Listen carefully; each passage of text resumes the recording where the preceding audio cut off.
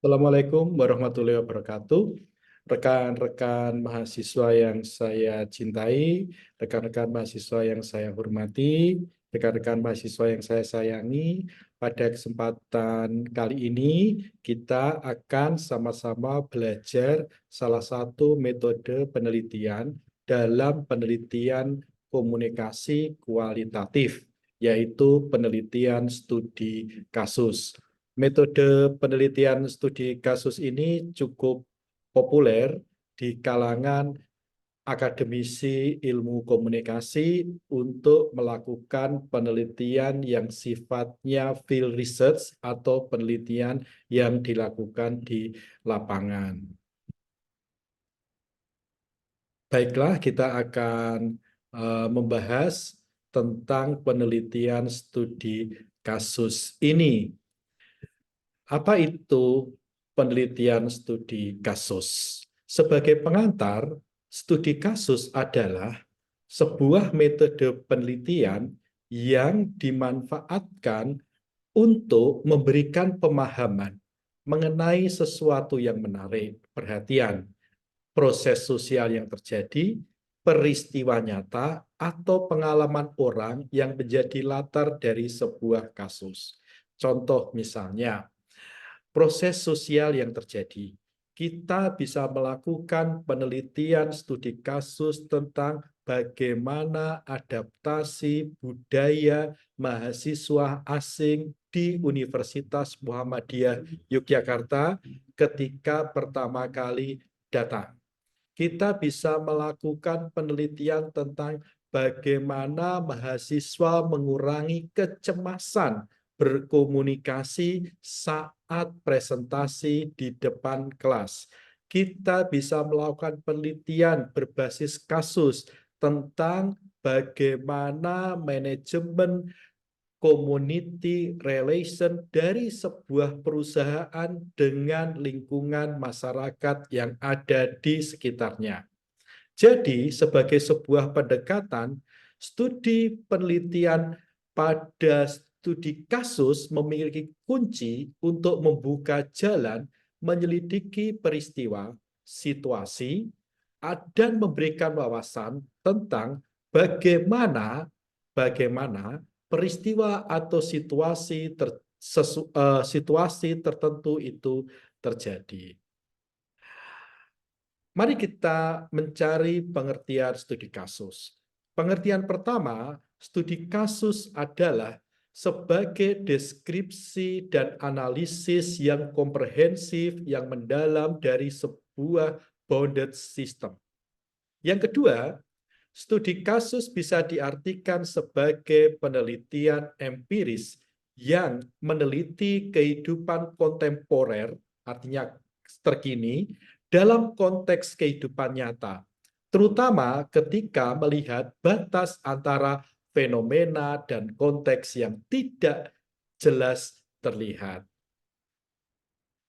Lalu, kapan studi kasus ini digunakan? Robert Kayin menyatakan bahwasanya ada beberapa pertimbangan, setidaknya 4, dalam memilih studi kasus. Pertama, studi kasus digunakan untuk menjawab pertanyaan how dan why. Misalnya, bagaimana strategi community relation PT X dengan masyarakat di sekitarnya. Yang kedua, contoh misalnya, bagaimana mahasiswa asing di UMY melakukan adaptasi budaya. Kedua, peneliti tidak melakukan manipulasi perilaku terhadap informan atau objek yang diteliti.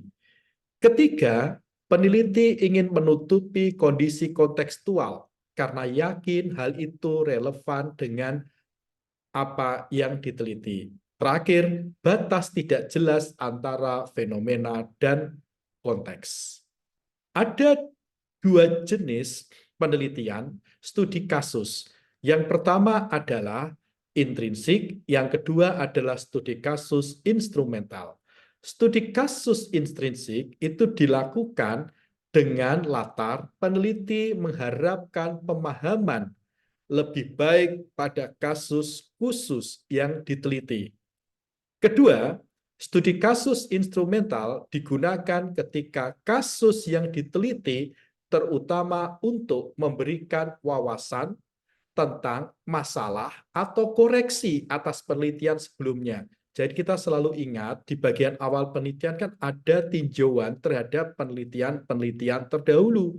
Jadi penting teman-teman ketika melakukan penelitian itu melakukan review terhadap penelitian terdahulu. Bagaimana desain penelitian studi kasus? Desain penelitian studi kasus dilakukan dengan tinjauan literatur, kemudian membangun kerangka teoritis, mengidentifikasi masalah penelitian, menyusun dan mempertajam pertanyaan penelitian, dan memilih sampel. Sampel dari informan diambil terutama dengan cara purposive sampling. Purpose artinya bertujuan, jadi orang yang diwawancarai itu kita sudah membangun asumsi orang itu sesuai dengan tujuan penelitian kita, orang itu memahami kasus yang kita teliti. Nah, studi kasus ini dapat berupa single atau multiple case, di mana multiple case dilakukan dengan mereplikasi kasus. Misalnya, penelitian dilakukan di beberapa tempat. Bagaimana pengumpulan data dilakukan dalam penelitian studi kasus? Ada 4 metode menurut Robert Kayin dalam pengumpulan data penelitian studi kasus. Pertama, dokumen. Dokumen ini bisa berupa surat, memorandum, agenda, dokumen administrasi, artikel di media, dokumen apapun yang berkaitan dengan penelitian. Misalnya ada notulensi rapat, misalnya ada penelitian tentang media relation sebuah institusi. Anda bisa mengambil dokumen itu seperti draft press release dan press release final yang dikirim ke media. Itu contoh dokumen. Wawancara ini adalah bagian terpenting dalam penelitian studi kasus, di mana informannya bisa terutama diambil dengan cara purposive sampling.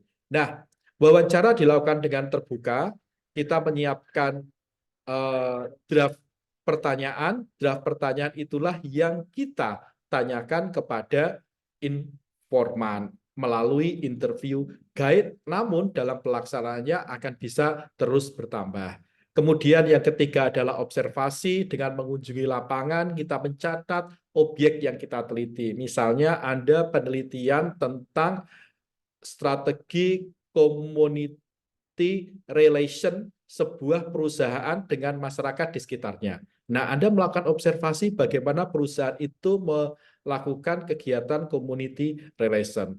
Artefak yang terakhir sebagai data itu adalah bukti fisik lain yang dikumpulkan dalam pengumpulan data. Misalnya Anda penelitian tentang community relation. Perusahaannya membangun pos kampling untuk warga. Itu artefak. Di pos kampling itu ada logo dari perusahaan yang Anda teliti. Itu bagian dari artefak yang bisa kita angkat dalam penelitian. Bagaimana setelah data dikumpulkan? Setelah data dikumpulkan, itu dilakukan analisis. Analisis dilakukan dengan melakukan kategori data. Kemudian kategorisasi data ini diatur dengan 4 cara. Pertama adalah mencocokkan pola yang ada dalam penelitian kita, yang kita temukan. Kemudian dari pola itu kita bangun penjelasan secara naratif, kemudian kita cari logika modelnya dan melakukan analisis time series dari logika model yang sudah kita peroleh. Nah, penting dalam penelitian itu kita menjamin validitas. Validitas data dapat dilakukan dengan beberapa cara. Yang pertama yaitu validasi konstruk, di mana yang diperoleh dengan cara triangulasi sumber bukti. Misalnya ketika kita wawancara, sebaiknya kita tidak hanya dengan satu informan. Kemudian bukti dokumen perlu kita bandingkan antara satu dokumen dengan dokumen lain. Ini bagian dari rantai bukti dalam proses pengecekan data. Yang kedua, validitas internal dilakukan dengan penggunaan teknik analitik yang telah ditetapkan seperti pencocokan pola. Kemudian validitas eksternal itu melalui generalisasi analitik dan reliabilitas melalui protokol atau tata cara melakukan studi kasus. Nah, demikian penjelasan saya tentang penelitian studi kasus. Metode penelitian studi kasus ini sekali lagi teman-teman menjadi metode menarik yang bisa teman-teman lakukan dalam proses penelitian. Apapun konsentrasi teman-teman, metode penelitian studi kasus ini bisa dimanfaatkan terutama untuk meneliti fenomena-fenomena yang terjadi di dalam konteks field research atau riset lapangan. Misalnya teman-teman yang dari konsentrasi broadcasting, Anda bisa melakukan penelitian tentang bagaimana strategi manajemen programming di stasiun radio A. Anda melakukan penelitian bagaimana stasiun radio itu di era digital berusaha bertahan dengan strategi programming yang mereka lakukan. Teman-teman yang dari konsentrasi advertising atau periklanan, teman-teman bisa melakukan penelitian misalnya bagaimana agensi atau biro iklan melakukan pitching iklan dengan klien. Atau yang lain misalnya rumusan masalahnya Anda bisa melakukan penelitian tentang bagaimana biro iklan melakukan desain atau strategi kreatif dalam proses produksi iklan tertentu. Nah, kemudian teman-teman yang dari konsentrasi kehumasan atau public relation, Anda bisa melakukan penelitian seperti dengan rumusan masalah, bagaimana manajemen corporate social responsibility institusi tertentu dengan masyarakat yang ada di sekitarnya. Atau Anda bisa melakukan penelitian bagaimana manajemen media relation dari sebuah lembaga, baik itu lembaga yang sifatnya profit maupun non-profit. Tentu saja bagian terpenting seperti yang sudah saya jelaskan dalam presentasi tadi adalah teman-teman harus melakukan review terhadap penelitian-penelitian sebelumnya. Jadi penting untuk kita melihat apa yang membedakan penelitian kita dengan penelitian terdahulu dan apa titik temu kesamaan penelitian kita dengan penelitian-penelitian terdahulu. Jadi penting untuk membaca jurnal untuk memahami posisi penelitian kita dibandingkan dengan penelitian terdahulu. Demikian presentasi dari saya, semoga bermanfaat. Jika ada yang kurang, saya mohon maaf. Assalamualaikum warahmatullahi wabarakatuh.